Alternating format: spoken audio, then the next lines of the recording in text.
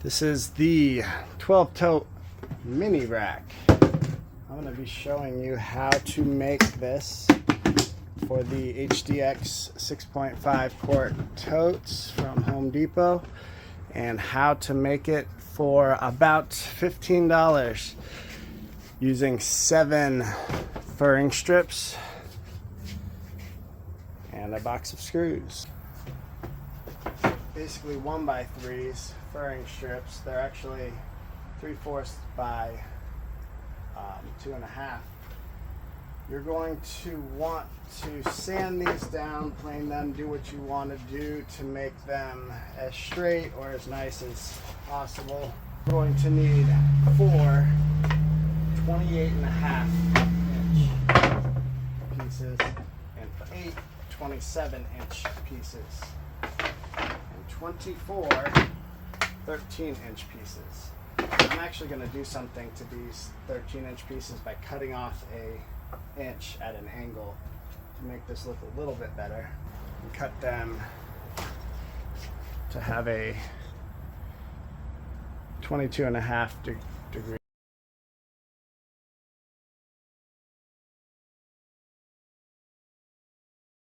So now that we have everything cut, we're ready to start building. I got to have 2 3-inch jigs, 2 4-inch jigs, 2 8-inch jigs, and 1 8.5 spacer. A little bit less than 8.5 is fine, like 8 7/16. But these are the 27-inch pieces. What we're going to do is take basically 4, and then space these out, making sure that they are matched up at the bottom, so they should be parallel to each other. The angled side of these rails I'm going to do facing this way. Just, you could pre-drill these holes, you could drill them now, you could drill them later. Just put holes, 2 holes in them. For these, you really only need 2 for the top and bottom, since they're not going to be holding very much weight.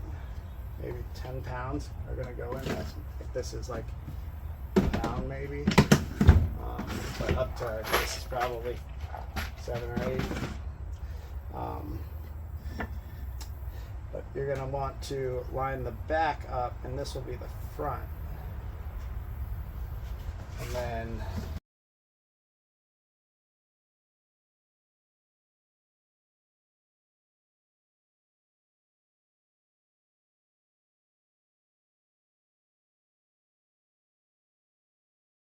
good. Alright. You could also just measure where these would go.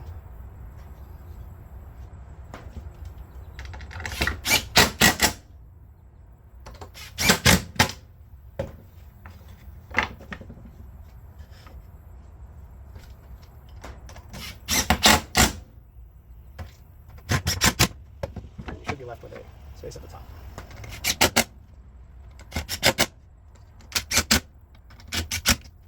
Right. That is one ladder. That will be the right ladder, actually.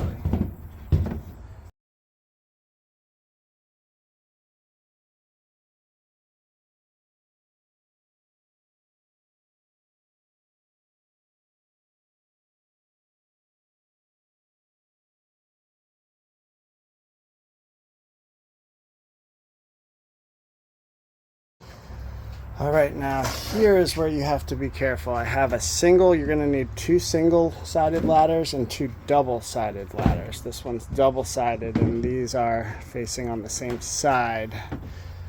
This will be the front. So you're gonna need one where the edge is on, it'll be on the right side of the 2x4s. So when you have to kind of picture this as when it's standing, you're gonna want it on the inside. So if I had it like this, that would be wrong. When I stood it up, it would be on the outside, so I'd have to go that way. When I stand it up, it'll be on the inside, and this is the bottom. So that will complete that one if you're doing the cutoff edges. If you're not, then it doesn't matter. You can just make 2 singles and 2 doubles.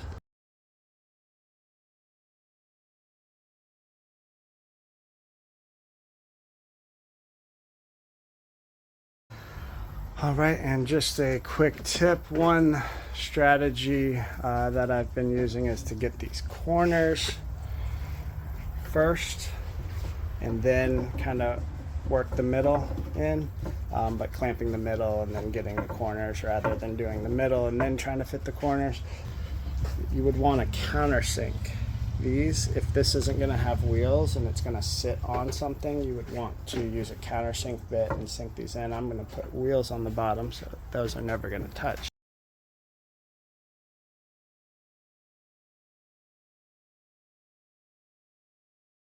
And it looks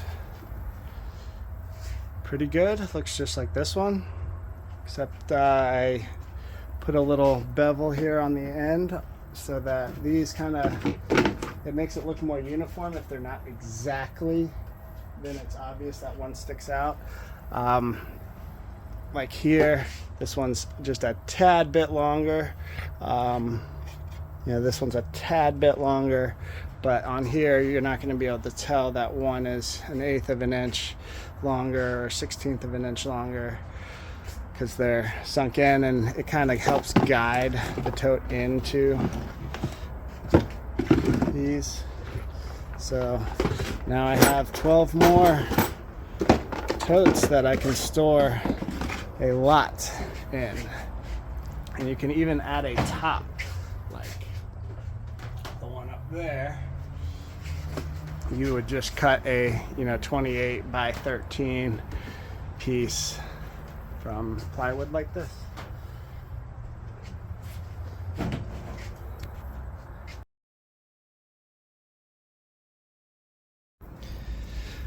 All right, now we got the mini tote on wheels, locking caster wheels,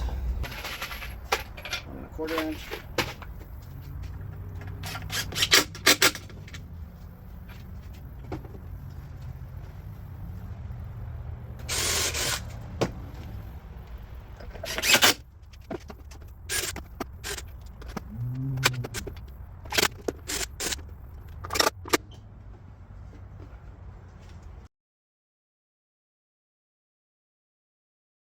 All right, I stained the top. Here's our final product.